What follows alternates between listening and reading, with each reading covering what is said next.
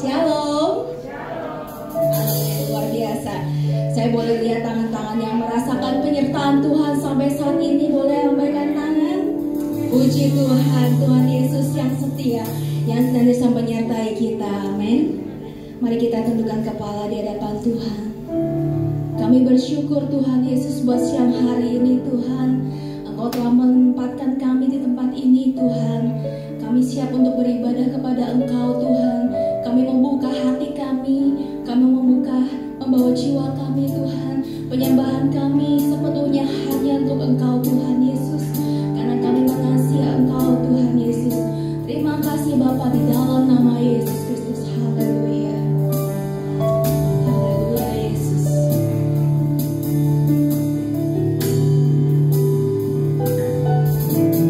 Hanya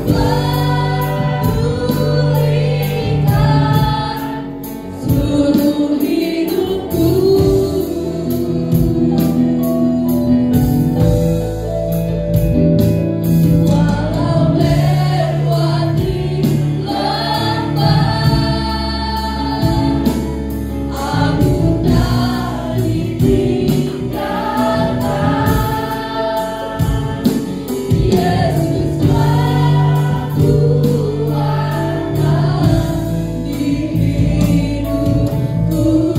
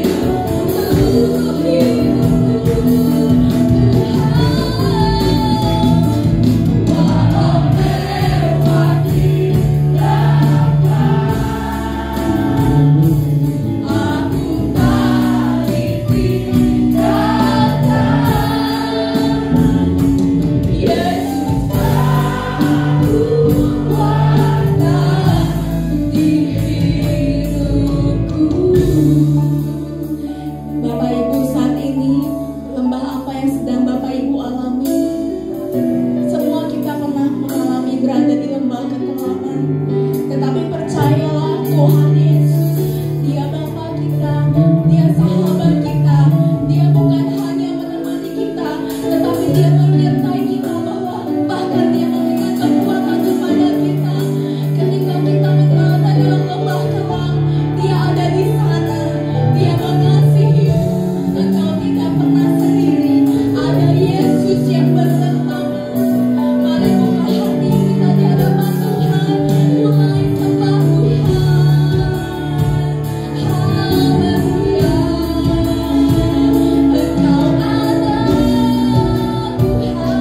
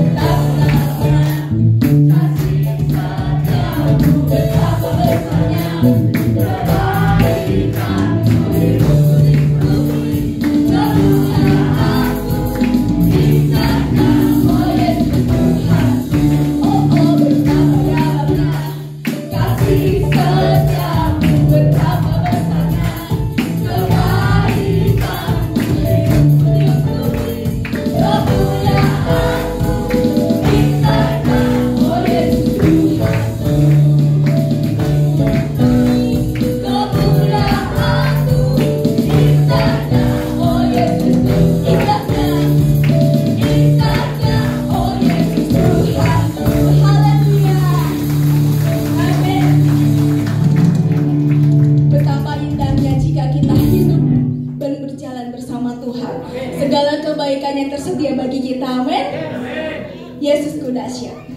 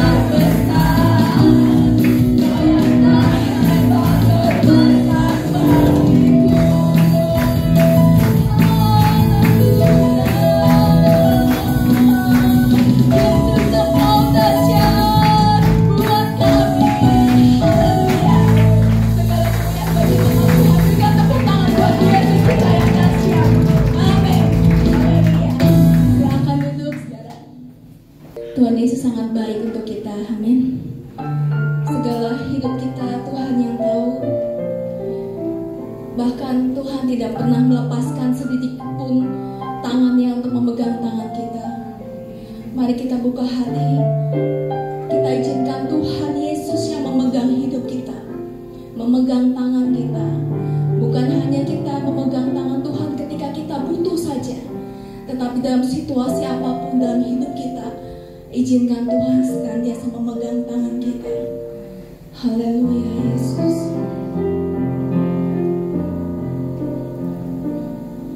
Ku hidup karena anugerah-Mu, tiada satu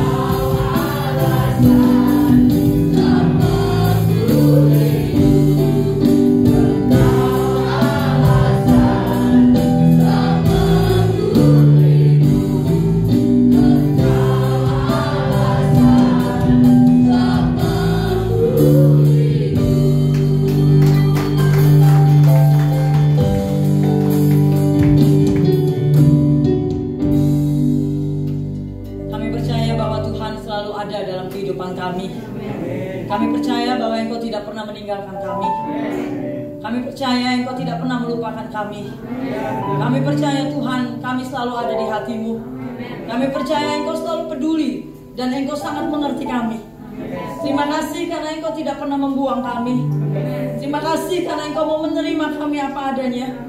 Terima kasih Tuhan karena Engkau selalu ada setia mendampingi kami. Terima kasih Engkau yang membuat kami sanggup mampu menanggung segalanya. Terima kasih Yesus, Engkau adalah Tuhan Juru Selamat kami yang luar biasa. Keberadaan kami hari ini adalah bukti kasih setiamu. Terima kasih Engkau sahabat terbaik kami. Engkau sahabat yang gak pernah bisa diragukan kesetiaanmu. Engkau sahabat yang selalu ada dalam setiap kami suka ataupun duka. Engkau pribadi yang luar biasa Tuhan. Engkau pribadi yang sangat-sangat kami butuhkan. Sebab di luar Engkau kami tidak bisa buat apa-apa. Tidak ada satu hal pun dapat kami kerjakan tanpa Tuhan mendampingi kami. Terima kasih Tuhan, kami menjadi biji mata-Mu. Terima kasih karena kami juga ada di hati-Mu, di telapak tangan-Mu. Kami terukir di telapak tangan-Mu Tuhan. Itu menunjukkan bahwa kami selalu diingat Tuhan. Itu sebabnya pagi ini siapapun kami Bagaimanapun kondisi kami berada, berdiri di dalam rumah-Mu, berdiri di altar-Mu, di hadapan Allah yang besar. Silakan Allah tilik periksa kami, jamah kami, jadikan kami pribadi-pribadi yang mampu menjadi pribadi yang menyenangkan Tuhan. Hari ini kami punya hidup akan diubah oleh Allah. Pribadi kami akan diubah oleh Tuhan. Sebab kami tahu kami tidak pernah sendiri. Ada Tuhan yang menyertai kami. Tolong hamba-Mu, bantu hamba-Mu, taruh di belakang salib-Mu. Hari ini kami datang hanya untuk Tuhan. Engkau pusat penyembahan dan pujian kami. Mari Roh Kudus tolong kami, buat kami paham, buat kami mengerti. Sehingga kehadiran kami bukan menjadi satu kehadiran rutinitas dan kebiasaan, tapi biarlah kehadiran kami merupakan rasa lapar dan haus kami akan kebenaran. Kami rindu untuk diubah oleh Allah. Kami rindu untuk diperbaiki oleh Tuhan. Kami rindu untuk diubah oleh Allah menjadi pribadi yang benar-benar berkualitas. Terima kasih Tuhan, Engkau ada di sini. Engkau ada dan dekat dengan kami. Kami tahu Engkau bersama dengan kami. Bicara, jelaskan, buat kami paham, buat kami mengerti, dan buat kami mampu melakukan firman-Mu. Dalam nama Yesus kami berdoa. Amin. Puji Tuhan. Shalom. Puji Tuhan. Silakan duduk saudara. Saudara diberkati pagi ini, hari ini. Amin. Amin saudara ya. Kalau kita hadir untuk Tuhan, 2-3 orang saja berkumpul, Allah ada. Dan saya percaya di tempat ini dari pagi saya diberkati, sebab saya gak bisa bohong bahwa kehadiran Tuhan bisa dirasakan di tempat ini. Ya saudara, percayalah, jangan sampai kehadiran kita di rumah Tuhan disamakan dengan kehadiran kita ke mall ya. Jangan sampai kita samakan itu. Sebab waktu kita menghampiri Tuhan, pasti ada sesuatu yang akan terjadi dalam hidup kita. Kalau kita menghampiri Allah yang hidup, Allah yang luar biasa, pasti ada sesuatu yang Dia pasti kerjakan buat kita. Hampirilah Allah, maka Dia akan juga melakukan hal yang luar biasa. Janganlah menjadikan ibadah kita, kehadiran kita, rutinitas dan kebiasaan kita saja. Tapi percayalah bahwa hari ini kita minta kepada Tuhan, apalagi yang Tuhan mau sampaikan kepada kita, apalagi yang Tuhan mau untuk kita lakukan. Sebab pagi ini saya berterima kasih dengan Tuhan, masih ada waktu, diberi kesempatan, masih ada nafas hidup, ya, masih ada rekan kerja, Ibu Gembala yang masih mengundang saya melayani di tempat ini. Terima kasih banyak. Sesuatu yang luar biasa. Semakin hari setiap kali datang saya bisa merasakan ada banyak peningkatan ya saudara. Bukan saja jumlah, tetapi saya bisa merasakan hadirat Tuhan itu semakin nyata. Itu penting ya. Itu penting. Kalau kita datang ke gereja besar nggak rasa hadirat Tuhan, sayang banget gitu loh. Tapi walaupun gereja kita mungkin tidak besar, jumlahnya tidak ribuan, tapi kalau Allah yang besar kita bisa rasakan lebih baik kan istilahnya. Bukan berarti kita nggak cari jiwa ya. Kita tetap harus cari jiwa, tapi biarlah Roh Allah yang luar biasa itu kehadirannya tetap bisa kita rasakan Pak Bu ya. Dia hadir bukan karena dilihat, di sebelah saya bajunya bermerek nih, dia duduk situ. Enggak saudara ya. Di sebelah saya mobilnya kayaknya baru beli nih, saya duduk situ. Allah tidak seperti itu ya. Allah adalah pribadi yang sangat-sangat peduli buat saudara. Apapun kondisi saudara, percayalah Dia peduli. Apapun kondisi kita, Dia peduli. Ya, Dia ngerti. Hari ini saudara datang dengan kondisi apapun, Dia paham. Dia paham banget. Bu Gembala tidak paham, ya. Saya tidak paham, iya. Saya manusia yang terbatas. Tapi Allah itu enggak terbatas. Dia tahu persis yang sedang kamu alami. Kita bisa senyum pagi ini ya. Kita bisa lebar senyumnya kan. Tapi kalau hati kita menangis gak ada yang tahu, tapi Tuhan tahu.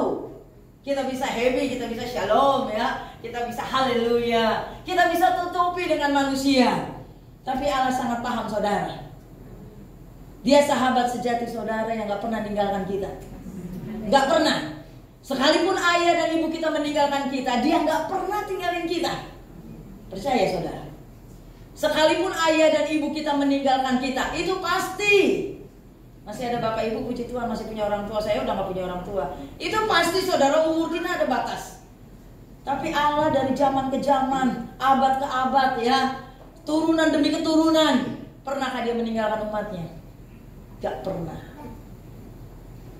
Orang tua saya boleh meninggalkan jauh puluhan tahun, Tapi sejak saya ada dalam rahim ibu saya, sejak dunia diciptakan, Allah konsisten kehadirannya bersama saya. Itu sebabnya saudara, banggalah kita menjadi milik kepunyaan Tuhan. Jujur pagi ini saya diberkati banget dengan puji-pujian. Jujur itu puji-pujian yang dinyanyikan adalah favorit saya. Yang tadi dinyanyikan itu apa? Sempurnalah kehidupanku. Itu saya suka banget lagunya ya. Bahkan kalau suruh nyanyi itu saja juga lagu berkali-kali saya nggak bosan saudara. Karena itu bukti nyata bahwa sejak Yesus ada di hati kita, ada sesuatu yang memang terjadi. Sejak Yesus ada dalam hidup kita, ada sesuatu yang berubah. Percaya gak? Ngalamin gak? Kalau Yesus ada dalam diri kita, ada yang berubah. Sempurna hidup kita, Pak Bu. Bukan sempurna ketika tahun ini gaji saya meningkat, bukan. Bukan sempurna ketika pasangan hidup saya adalah salah satu anak konglomerat. Sempurna hidup saya karena hari ini saya dapat rumah yang luar biasa. Enggak itu nilainya. Kita sempurna karena Allah yang luar biasa. Itu ada dalam diri kita, melengkapi hidup kita yang gak lengkap. Dia melakukan banyak hal yang manusia gak bisa buat, dia lakukan. Dia mengubah segala sesuatu yang orang gak bisa ubah, dia ubah. Siapa? Yaitu sahabat yang luar biasa. Tema kita memang bicara tentang sahabat sejati. Gak bisa ada sahabat yang sejati seperti Yesus, itu sulit saudara. Sahabat sejati kita kalau kita mau jujur cuma satu-satunya dalam dunia, satu-satunya dalam surga, itu Kristus. Kesejatiannya nggak perlu diragukan. Ku tak ragu ya, ku tak ragu kuasamu nggak. Aduh saya bangga banget ketika nyanyi. Kuasamu itu nggak terbendung. Oh saudara, saya berharap saudara ngalami kuasa itu. Kuasanya nggak terbendung, jadi nggak ada yang bisa membatasi kuasanya. Kalau kuasanya itu dicurahkan buat saudara. Kuasanya gak bisa ada yang bendung. Kalau dia mau curahkan, dia curahkan. Siapa yang layak, siapa yang berkenan, gak bisa ada yang tahan kuasanya. Siapapun kita, bukan cuma pendeta yang layak menerima kuasa. Enggak, tukang beca sekalipun, kalau Allah berkenan akan orang itu, kuasanya juga akan dicurahkan. Dia itu sahabat yang sangat paham saudara. Bukan cuma pendeta-pendeta, hamba-hamba Tuhan, orang-orang yang kelihatannya rohani banget, lalu menunjukkan oh itu yang betul-betul layak untuk diberkati. Belum tentu. Dia sahabat yang paham banget. Kamu cuma muka doang kelihatan rohani, hatimu itu wow luar biasa. Kamu itu putih-putih seperti kubur. Nah kan Tuhan lebih tahu. Putih mulus depannya doang, tapi dalamnya itu kayak kubur, berisi tulang-tulang belulang dan mengeluarkan bau busuk. Gak apa-apa, mungkin baju kita, kulit kita hitam ya, rambut kita keriting ya, mata kita sipit belum enggak ya, sedang-sedang saja ya. Tapi Tuhan bilang, tapi kamu mengeluarkan bau harum loh. Gerejamu memang gak di mall ya, yang sekali masuk, aduh mesti pakai jaket, dinginnya minta ampun ya. Mungkin kalau di sini cukup lah, gak apa-apa. Tapi Tuhan bilang, tapi aku suka lo tinggal di sini ya. Dia sahabat yang sangat paham saudara. Casing kita mungkin seperti HP bisa diganti-ganti ya. Muka, rambut bisa ganti-ganti. Tapi Allah gak bisa dibohongi. Sahabat yang sejati, dia paham banget sahabatnya itu seperti apa. Saya mau baca satu firman Allah yang tadi juga saya sampaikan di ibadah pertama. Begini firman Allah dalam Yohanes 15 ayat 13 sampai yang ke-16. Sebenarnya dia bicara tentang kasih. Kalau saudara baca perikop ini bicara tentang Yesus Kristus, dasarnya dia menunjukkan kualitas dia sebagai sahabat, sebagai Allah, nggak lepas dari Kejadian sampai Wahyu. Bicara tentang penebusan nggak lepas dari kata kasih. Menjadi sahabat sejati nggak bisa menjadi sahabat sejati kalau nggak ada dasar kasih Allah dalam diri. Yesus bisa menjadi sahabat sejati, kesejatiannya terbukti. Dasarnya bukan karena saudara kaya, bukan karena saya gembala sidang, pendeta yang terkenal, enggak, just kasih saja. Kita menjadi seperti ini bukan karena hebatnya kita. Kita jadi seperti ini karena kasih Allah. Karena dia datang ke dunia menyerahkan dirinya bukan pada waktu kita udah hebat, udah cakep, udah wangi, udah banyak duitnya, udah bisa jadi WL ya, udah bisa pinter, bukan. Justru dia datang ke dunia pada waktu kita nggak pantas dikasihi. Coba siapa yang mau turun ke dalam dunia buat orang yang nggak pantas?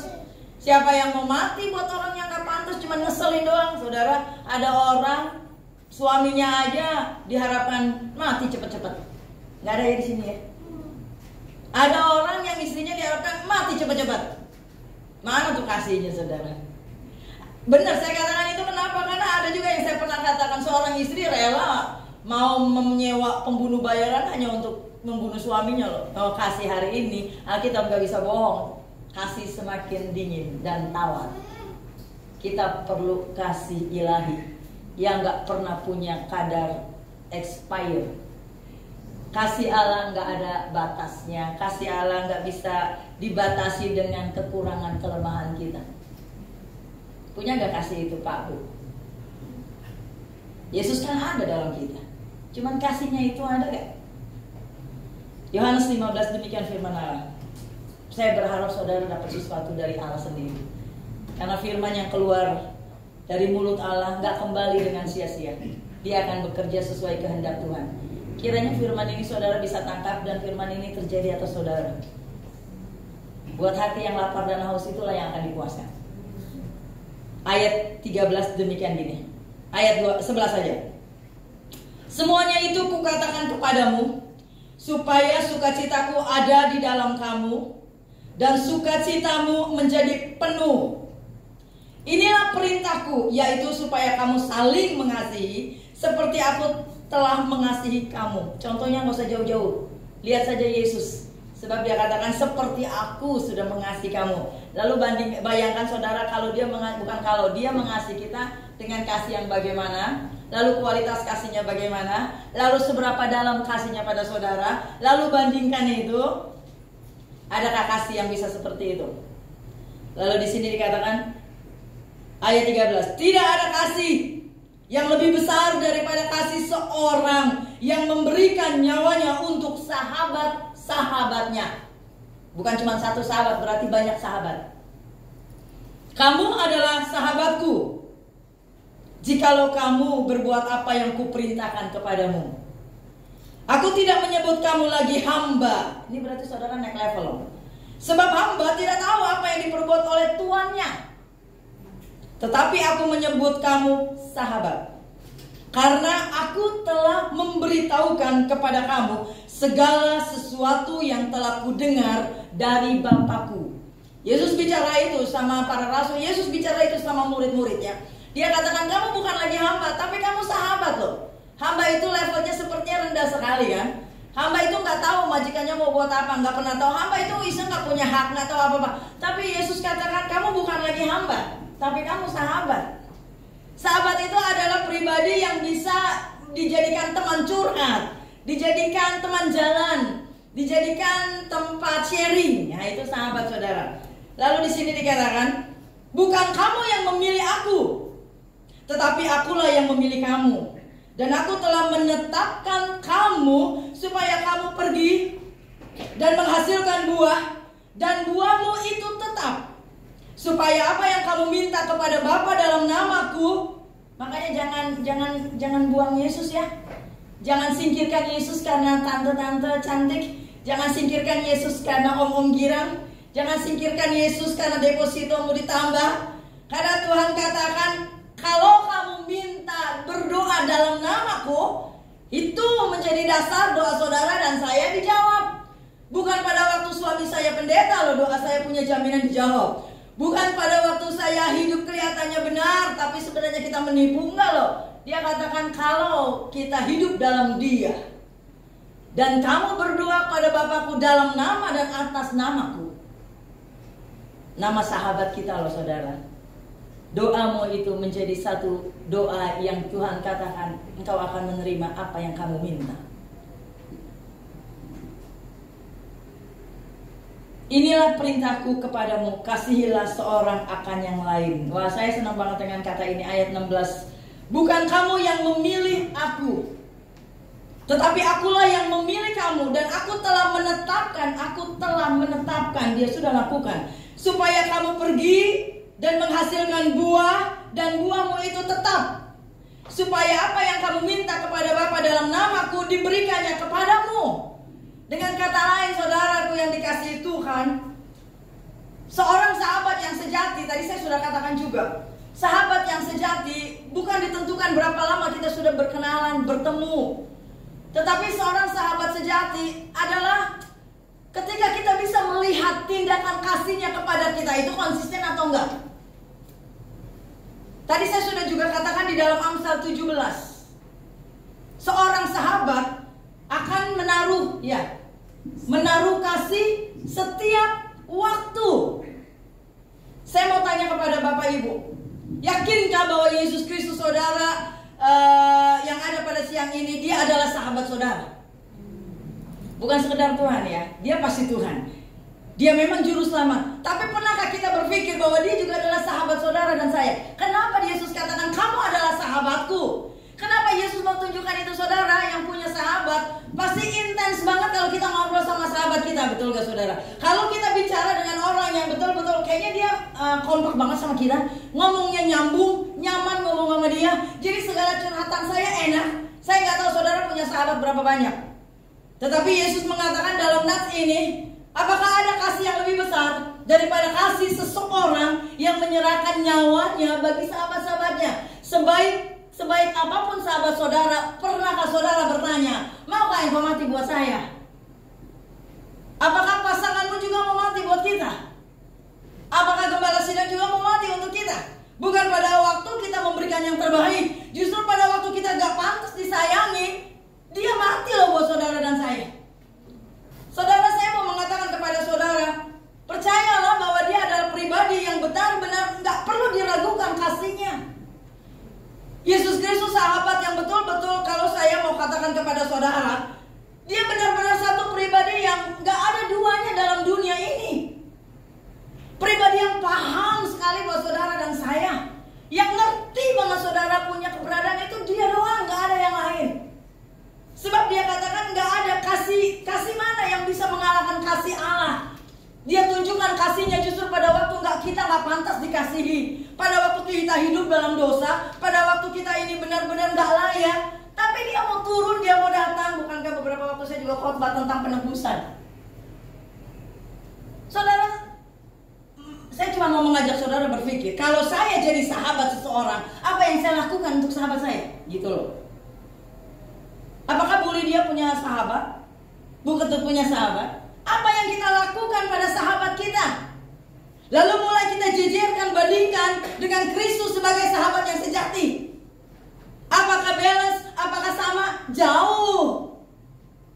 Sahabat yang sejati, kita lihat karakter yang benar-benar terjadi ada pada pribadi saudara dan saya punya Tuhan, yaitu Kristus.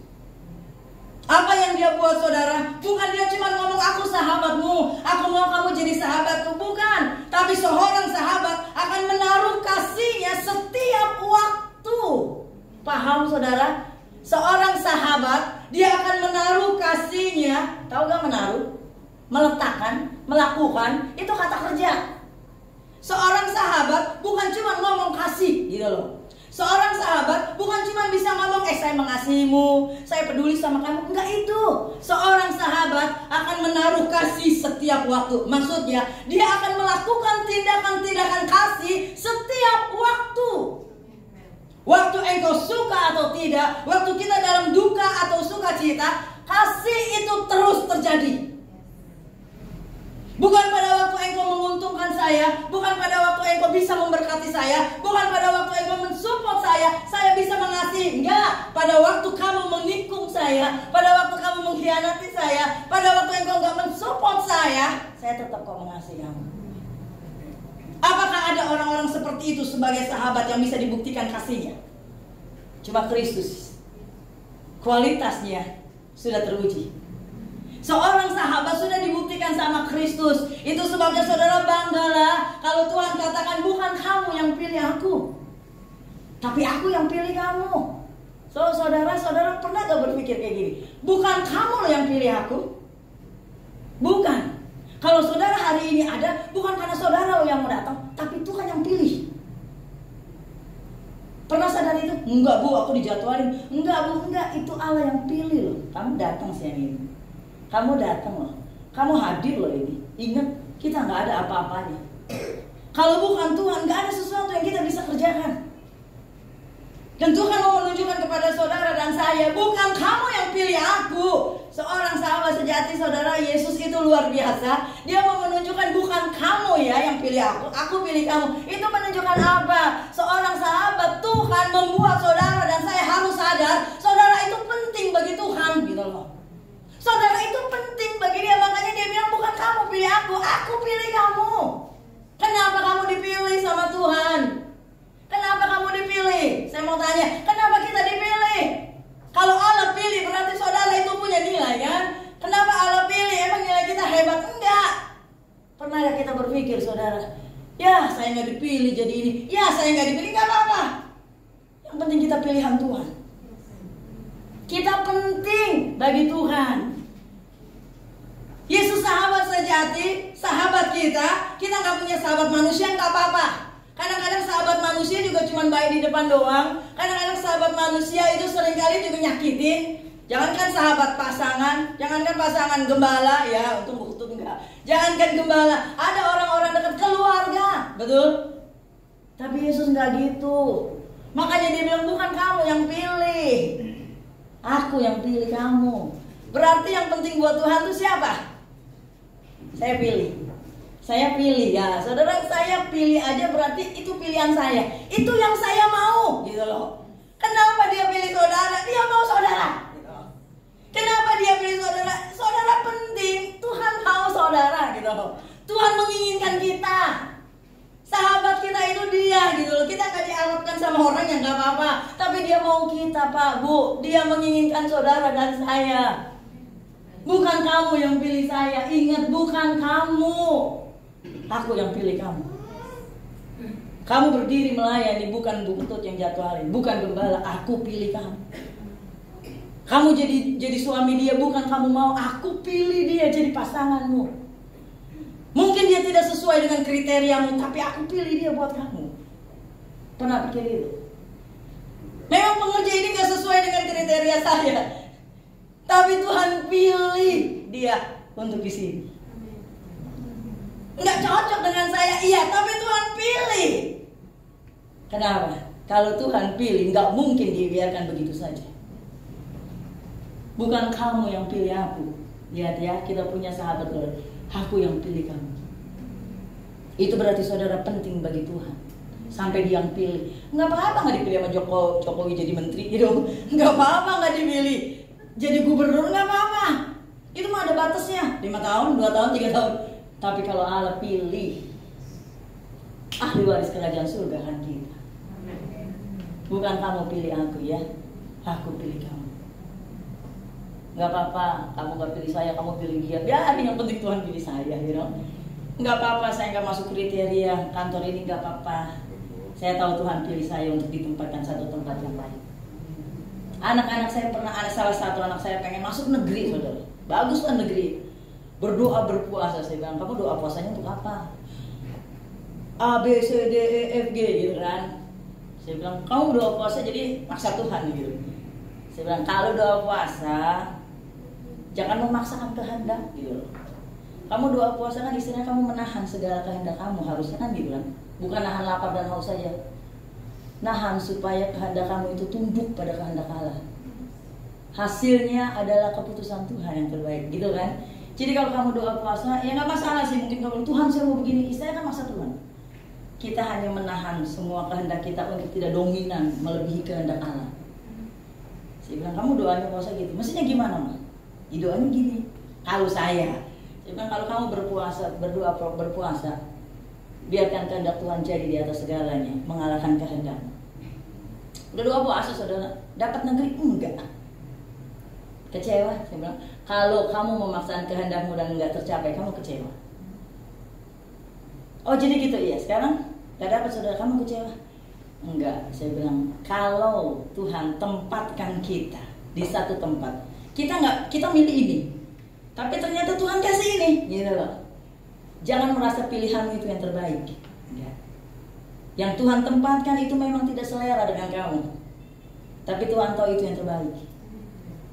Saudara tahu waktu anak saya masuk satu tempat, nggak negeri, nggak harapan, nggak sesuai dah dengan yang dia mau. Saya bilang happy aja. Karena kalau Tuhan yang tempatkan itu nggak mungkin Tuhan kasih yang abal-abal. Orang boleh nilai, ya sekolahnya ini, ya gitu. Nggak penting. Yang penting Tuhan ada di situ sama kamu, gitu kan. Lumpur, berlian di dalam lumpur tetap berlian, kan? Gitu kan. Tetap saja percaya Tuhan bawa anak saya satu ke sekolah. Saudara tahu kenapa Tuhan bawa di situ? Saya katakan kalau Tuhan bawa di situ, berarti Tuhan akan lakukan sesuatu pada kamu untuk sekolah itu. Dan betul beberapa waktu dia masuk sekolah situ dia bilang, "Mah, aku tuh begini, mah, aku tuh begini, mah, guru ini ku begini." Jadi ketika ada banyak masalah dalam sekolah itu anakku yang dipanggil, bukan dia yang troublemaker ya, bukan dia pembuat masalah, saudara, bukan. Tapi di situ dia menjadi perpanjangan tangan Tuhan untuk menolong banyak orang. Diarahkan pada jalan Tuhan yang benar. Yang ngajak dia justru guru-guru yang BK ya istilahnya, TA yang bimbingan konseling. Anakku yang dilibatkan hanya untuk menjadi tempat sharing dan curhat. Nggak ada yang pernah tahu saudara, bukan kamu yang pilih aku yang pilih kamu. Kamu dipilih oleh Tuhan pada satu rencana yang luar biasa. Dan Tuhan mau menunjukkan ini loh, kita punya pribadi yang luar biasa yang selalu ada dalam hidup saudara dan saya. Bahkan dia katakan bukan kamu yang pilih aku yang pilih kamu. Itu menunjukkan saudara sangat penting di mata Tuhan. Saudara perlu Tuhan, maksudnya saudara sangat dibutuhkan oleh Tuhan. Saudara benar-benar menjadi satu pribadi, bukan seorang yang ketika datang sama dia tolak. Enggak, Tuhan enggak pernah menolak orang yang menghampiri dia. Makanya Yesus dikatakan juga ada dalam banyak khotbah atau dalam banyak artikel, Yesus itu sahabat orang berdosa. Yesus sahabat orang berdosa. Kenapa? Ada banyak orang berdosa nggak ditemenin. Saudara, bukan berarti saudara temenan semua sama orang berdosa, dosanya diikuti. Bukan ya saudara. Bukan saudara. Yesus cinta semua orang, tapi Yesus nggak suka dengan dosa. Yesus benci dengan dosa, iya, tapi Yesus cinta semua orang. Ada banyak orang datang sama Yesus sempurna? Tidak. Ada banyak orang datang sama Yesus itu hidupnya kudus banget? Enggak. Perempuan yang berzina, Zakheus, betul kan saudara? Banyak orang-orang yang gak pantas jadi sampah masyarakat, tapi Yesus yang pilih mereka untuk diubah jadi pribadi yang beda. Orang seperti itu, pribadi seperti itu hari-hari gini ada. Kasih Yesus mengalir hari ini. Alkitab mengatakan hari-hari terakhir kasih itu semakin tawar. Agama itu bagi orang sudah gak penting. Padahal Yesus sedang mengatakan sesuatu yang luar biasa. Aku pilih kamu bukan untuk dipermainkan. Enggak loh. Aku mau kamu jadi sahabatku. Saudara tahu gak sih sahabat buat Yesus itu apa? Sahabat itu akan berjalan bersama-sama, ngomong bersama, sharing bersama, curhat bersama, unek-uneknya disampaikan, segala sesuatunya nyampe. Terbuka loh sahabat itu, betul gak? Anak saya terbuka dengan sahabatnya, satu sahabatnya. Yesus terbuka. Sebab dia katakan seperti ini kan, kalau kamu menuruti perintahku, kamu baru sahabatku, gitu kan. Jadi kalau kamu gak menuruti perintahku, dipertanyakan kita sahabat bukan. Padahal kalau kita dijadikan sahabat sama Tuhan, bukan lagi hamba loh. Hamba gak tahu loh, tapi sahabat itu tahu apa yang aku akan lakukan, yang Bapa berikan padaku itu aku sampaikan. Yesus banyak bicara, banyak. Yesus banyak ngomong sama kita, banyak. Masalahnya kita dengar gak dia ngomong. Padahal waktu dia ngomong, dia melakukan hal-hal yang luar biasa. Karena memang dia mau sampaikan ini loh. Emang Alkitab ini cuma baru 1 tahun ini, 3 tahun ini, 10 tahun ini, enggak, ribuan tahun. Tapi ribuan tahun disampaikan. Berapa banyak yang sudah digenapi? Saya pernah katakan, berapa banyak kekelaman terjadi? Alkitab sudah mengatakan hari-hari ini bukan semakin baik, hari-hari ini semakin jahat, ya kan? Waktu ini terjadi kan, tahun-tahun ini baru kedengaran semakin gak baik, semakin suram, semakin gelap. Padahal Alkitab sudah bicara. Makanya Yesus bilang, kalau kamu jadi sahabatku, apa yang orang dunia tidak tahu, kamu tahu. Apa yang orang dunia gak paham, kita paham. Kenapa? Sahabat kita banyak ngomong sama kita. Kita gak ngerti, kita gak tahu. Mungkin karena kita gak pernah jalan sama dia. Kita jalan dengan kehendak kita jalan dengan sohib manusia kita jalan banyak ngomong dengan teman-teman jasmani kita yang terbatas. Kita jarang sekali jalan dengan dia sebagai sahabat sejati kita. Padahal yang paham banget hati kita itu dia. Coba berjalan Bu Ketut sama Bu Lydia, emang saling tahu tuh. Saya tahu nih hatinya Bu Lydia, saya tahu nih hatinya Bu Ketut. Enggak, biar dempet juga nggak tahu, pasangan suami istri juga nggak tahu. Terbatas. Tapi Allah Roh Kudus, Yesus Kristus, itu sahabat yang sangat paham. Bahkan tetesan air mata kita aja, bahasa tetesan air mata kita itu dia tahu. Tadi saya tanya contoh ya, air mata kita biar kita nangis sesenggukan juga saya nggak tahu itu buat apa kan, nggak tahu saudara. Tapi Tuhan tahu. Dia nggak buang loh air mata kita. Maksudnya air mata kita jatuh itu nggak diabaikan sama Tuhan. Udah nih tisu lap, tapi buat Tuhan tuh enggak loh saudara. Ditampung, dikirbat. Itu menunjukkan apa? Dia paham, dia ngerti, dia peduli banget. Kamu berat ya di sini. Kamu berat ya di sini. Nih tetes ini nih saya tahu nih buat apa nih. Saya tahu nih jam 3 ini kamu nangis buat apa gitu. Saya tahu nih doa subuh kamu sampai sesenggukan, saya tahu buat apa kata Tuhan. Itu sahabat yang paham saudara. Kalau sahabat dunia mah gak kayak gitu. Entar ketemu sharing nangis, entar ketemu sharing nangis, paling-paling kita juga dihakimi. Cengeng lu, gak kuat ngadepin ini aja lu, baperan lu gitu. Kalau Tuhan saudara mau datang jam 24 jam dia gak pernah tolak saudara. Dia gak pernah menolak orang datang sama dia. Dia menerima kita apa adanya. Nggak perlu kita pakai bedak cakep cantik, cuci tangan, muka, tangan, kaki, hidung semuanya. Nggak perlu datang kepada dia dengan seperti itu, seperti zaman dulu ya. Mesti segala sesuatunya air pembasuhan. Bukan berarti kita ke gereja nggak mandi, enggak lah saudara ya, bukan ya. Maksudnya nggak ada embel-embel yang membuat kita susah untuk datang sama dia. Nggak. Saudara dalam maaf ya, saudara di kamar mandi, saudara ke pasar, emang kita nggak bisa datang sama dia. Kita nggak perlu masuk ke kamar untuk berdoa kan kalau kita lagi ada dalam situasi perjalanan, nyetir mobil. Dia hanya sejauh doa kan. Dia adalah pribadi yang sangat paham kita. Orang yang datang sama dia, saya mau katakan, dia nggak pernah menolak orang yang datang sama dia.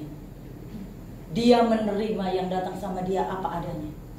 Apakah perempuan yang berzina itu datang sama Yesus bertobat dulu? Cuci tangan, cuci kaki, pakai bedak make up. Apakah Sakeus pakai baju jubah dulu yang bagus-bagus untuk ketemu Yesus? Yesus menerima siapapun apa adanya. Tapi dia tidak membiarkan orang itu apa adanya. Paham kalimat ini? Yesus menerima apa adanya. Tapi dia tidak akan membiarkan orang yang datang padanya apa adanya. Tahu ya? Dia akan merubah orang itu bukan lagi apa adanya, tapi menjadi sesuatu yang luar biasa. Saya datang mungkin tanpa jubah, tapi ketika kita datang sama Tuhan, kita diberi jubah oleh Tuhan. Saya nggak tahu pernah ada khotbah orang Gerasa. Yesus setan menelanjangi, tapi Yesus menutupi. Orang Gerasa dipermalukan sama iblis sampai telanjang, tapi Yesus memakaikan pakaian menjadikan dia manusia seutuh. Mungkin nextnya khotbah itu bagus kan? Dia sahabat yang sangat paham, saudara, nggak akan pernah dipermalukan. Sahabat yang bisa mengkeep rahasia saudara, pemegang rahasia yang luar biasa, nggak membuka aib, tidak menceritakan kekurangan sahabatnya, tapi dia ada di situ untuk menjadikan kita yang apa adanya, menjadi seseorang yang bisa melakukan banyak hal. Datang pada dia sebagai orang pendosa, tapi setelah ketemu dia menjadi pemberita Injil yang luar biasa. Itu Allah yang luar biasa. Satu cerita, saya bukan cerita, kesaksian. Saya pernah ketemu sama seseorang gini dalam pelayanan saya. Ini ada hamba Tuhan cacat, saudara. Cacat, kakinya pendek. Saya lupa, saya udah pernah cerita apa belum ya. Kakinya pendek kayak penguin. Jadi paham dong, kakinya tuh cuma 2 jari atau 4 jari. Salah satu pelayan saya datang ke dia, bukan datang, saya duduk terus ditanya, mau didoakan? Aku mau aja didoakan, siapapun berkat kan didoakan, mau siapapun nggak apa-apa didoakan. Waktu ngomong sama saya mah ngomongnya biasa saudara, suaranya saya tahu biasa. Tapi waktu dia tumpang tangan sama saya, suara dia itu berubah sekali. Itu kayak bukan suara dia saya ngomong gini, bukan saudara, itu kayak ngebas yang suaranya. Maaf kalau saya bilang kayak suara malaikat, walaupun saya belum mendengar suara malaikat. Tapi suaranya bukan seperti manusia biasa gitu loh. Itu ngomong sama saya ini biasa gini. Tapi pada waktu dia berdoa dan dia bernubuat, dia menyampaikan sama saya banyak hal yang saya tahu itu sudah berlalu lama sekali saya alami. Dia buka. Dia katakan, pokoknya dia ngomong segala sesuatu yang saya bilang, Tuhan ini orang saya baru tahu loh. Ini orang saya baru ketemu hari ini. Nggak ada koneksi, nggak ada relasi, nggak ada apa-apa. Saya cuma ketemu orang ini. Cuman cacat. Waktu saya didoakan gitu, saya bilang, Tuhan ini yang kau bicara sama saya kok jelas banget. Itu Tuhan. Saya mau katakan gini Pak Bu. Orang yang datang sama Tuhan, dia menerima apa adanya, dia nggak tolak. Tapi dia akan kembalikan saudara bukan lagi apa adanya. Dia menjadikan saudara sesuatu yang luar biasa. Dan orang itu ketika selesai, saya ketemu dengan teman saya, siapa ini? Dia cerita, Bu, tahu gak orang ini? Hamba Tuhan, ini hamba Tuhan sekarang. Sebelum dia jadi hamba Tuhan, dia adalah seorang yang mengalami kepahitan luar biasa. Mamanya punya anak, dia pengen anak cewek apa cowok, saya lupa ya. Cewek kayak jadi pengen anak cewek.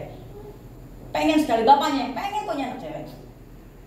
Tapi pada waktu lahir, yang lahir tuh datangnya cowok.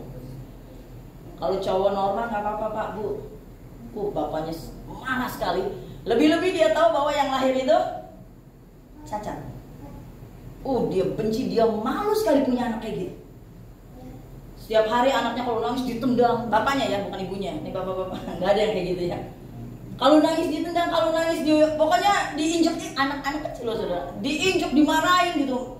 Bapaknya bilang jangan izinkan anak ini keluar rumah, keluar kamar pun tidak boleh, di kamar terus. Kalau tidur anak itu nggak pernah disapa sama bapaknya. Saudara tahu timbul kepahitan kan? Kepahitan demi kepahitan, mamanya sayang. Satu waktu papanya pergi, anaknya bilang, Mama aku mau main keluar. Jangan, aku mau main keluar, jangan. Nanti papamu pulang, kamu dimarahin. Papa malu, sebentar aja, papa belum pulang. Sebentar ya, sebentar. Keluar saudara. Ternyata hari itu papanya pulang lebih cepat. Tahu dong saudara, nggak salah aja dianiaya, apalagi salah ya dong. Habis anaknya dimasukin, diseret, dimasukin di kamar, diseret, ditendang-tendang, diinjak-injak, kepahitan saudara. Sampai besar anak itu memiliki kepahitan. Setelah besar saudara tahu, anaknya menjadi pribadi yang tidak normal dalam kehidupan seksnya. Lesbi, guys, hidup dalam seperti itu.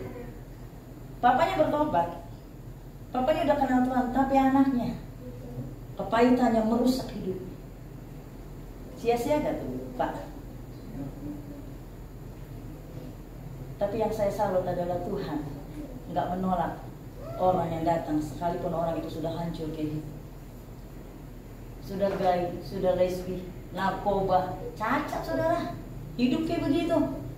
Kalau sehat masih penting, ini cacat hidup kayak gitu, kepahitan yang merusak diri, dihina, dibuang, dicaci maki, bapaknya bertobat nggak bisa merubah, tapi Tuhan bisa merubah yang tidak bisa diubah oleh orang. Ketemu Tuhan dalam pelayanan rohani, entah siapa yang menginjilinya, orang ini bertemu Tuhan dan dipakai Tuhan menjadi hamba Tuhan yang penuh dengan kuasa dan urapan. Saya mau katakan Pak Bu, Allah nggak pernah menolak orang yang datang apa adanya, tapi Dia akan mengembalikan orang itu bukan lagi apa adanya. Ada sesuatu dalam diri orang itu yang dipakai Tuhan luar biasa. Siapa kita? Nggak ada apa-apanya. Tapi kalau Tuhan menjadi sahabat saudara, Dia akan terima kita apa adanya. Tapi Dia akan permak kita menjadi sesuatu yang luar biasa. Bukan lagi ulat yang menjijikan, tapi kupu-kupu yang menyenangkan. Bukan lagi ulat yang membuat orang jijik untuk megang, geli. Tapi ketika kita menjadi kupu-kupu, semua orang suka. Itu kan suatu perubahan yang Allah buat menjadi hal yang luar biasa. Siapa yang bisa mengerti kita? Nggak ada yang terima anak ini, nggak ada yang menyayangi anak ini. Orang tua sendiri bapaknya menolak dia, tapi Allah nggak pernah tolak. Allah ada dalam hidup orang itu, ada rencana Tuhan dalam orang itu, ada. Siapapun orang itu, cacat apapun, rencana Tuhan harus tergenapi. Dia adalah sahabat yang sangat mengerti saudara. Dia ada dalam hidup saudara. Bukan kamu yang pilih aku yang pilih kamu. Dia mau pilih saudara jadi sahabatnya. Masalahnya saudara mau apa enggak?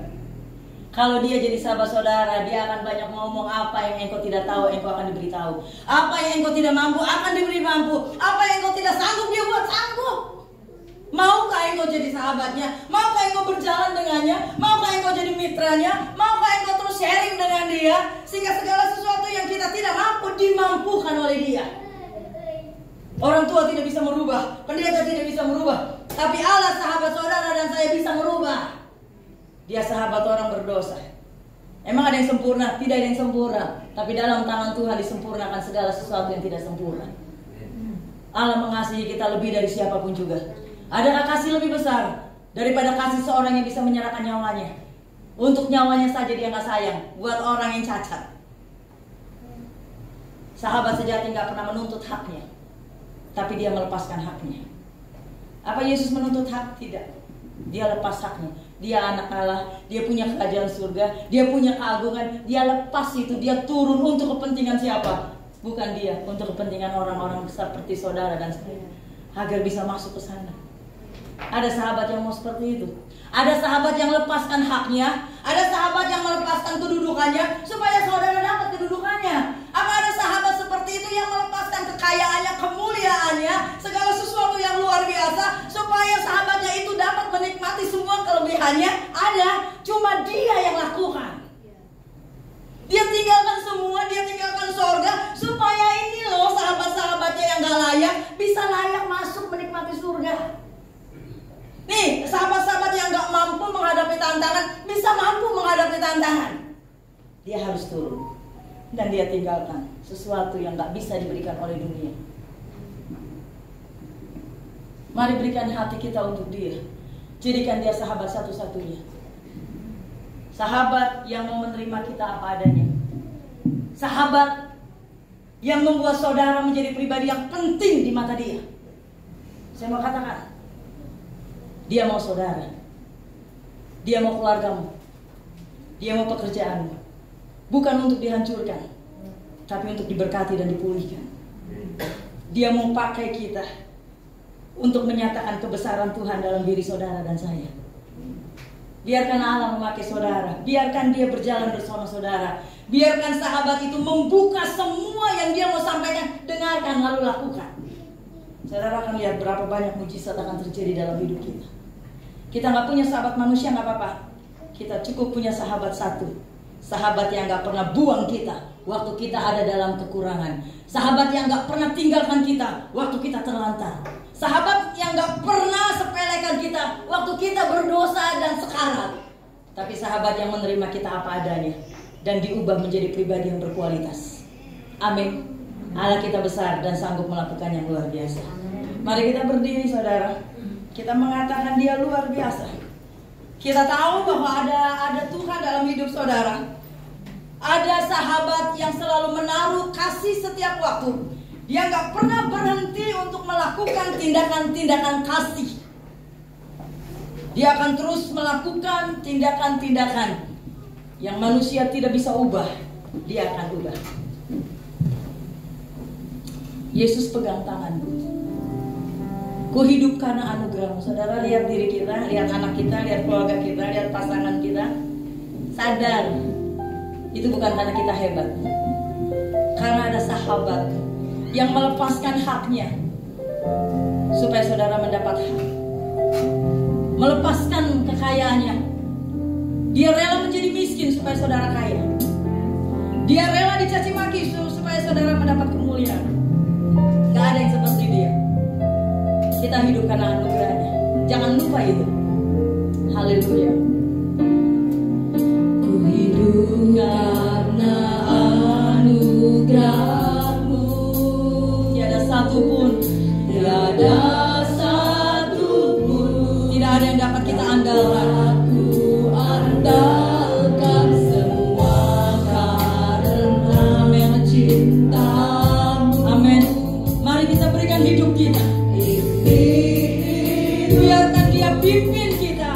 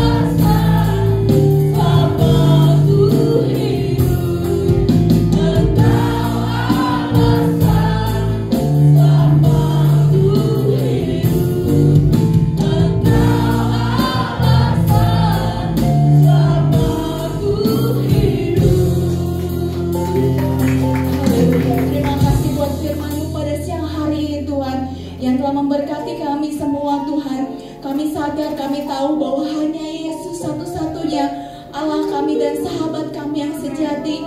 Engkau yang tidak pernah meninggalkan kami, bahkan Engkau terus menyertai kami di setiap langkah hidup kami. Kami sangat diberkati dengan firman-Mu yang telah Tuhan sampaikan melalui Ibu Pendeta Herliani.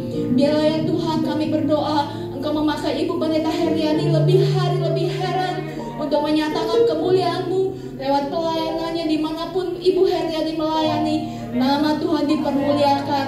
Terima kasih Tuhan, kami terima berkat firman Tuhan hanya di dalam nama Tuhan Yesus Kristus. Haleluya.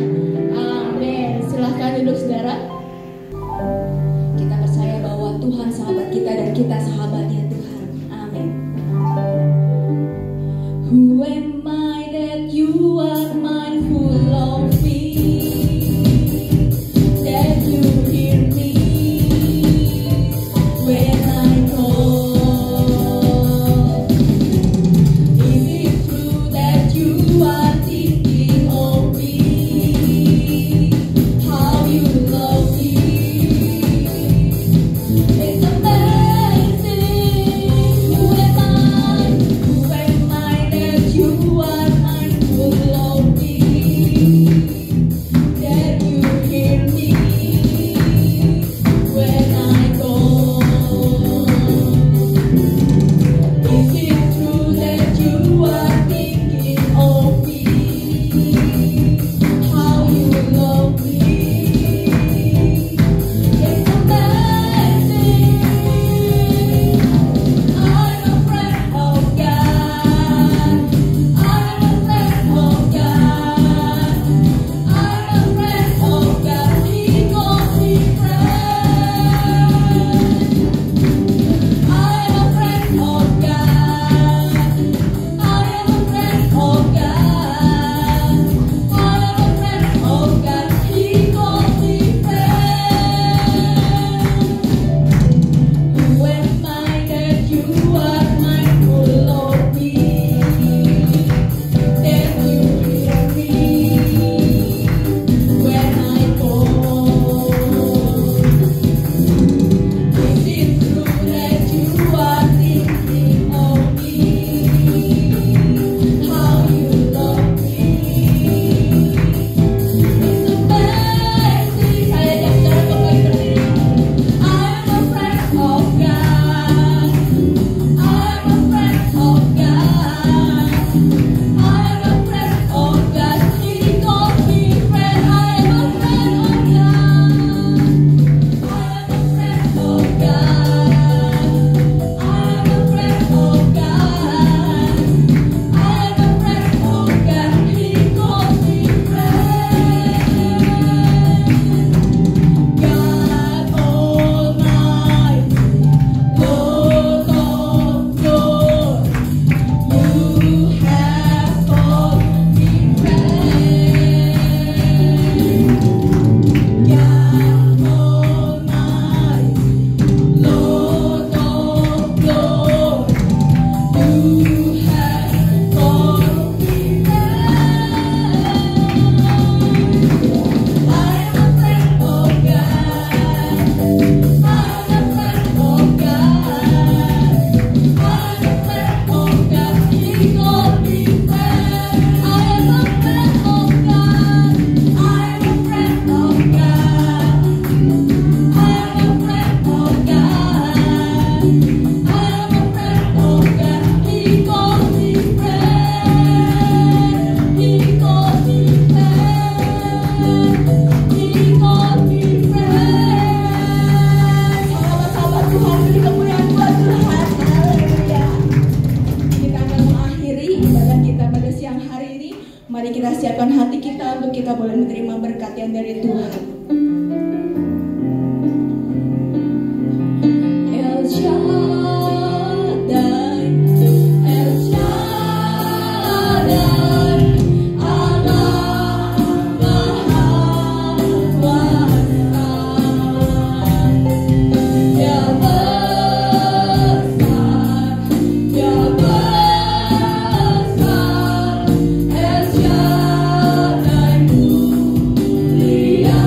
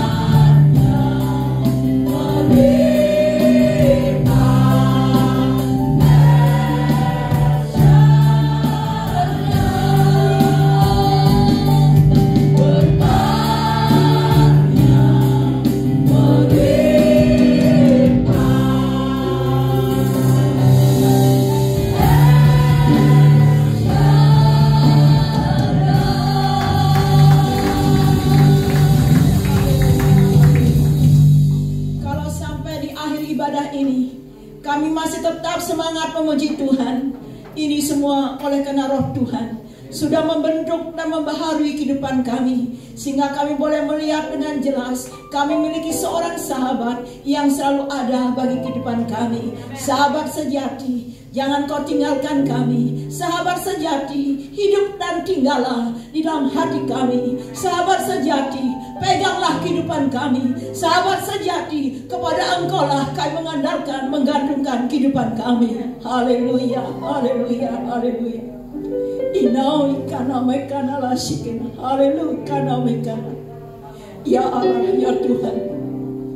Terima kasih Tuhan.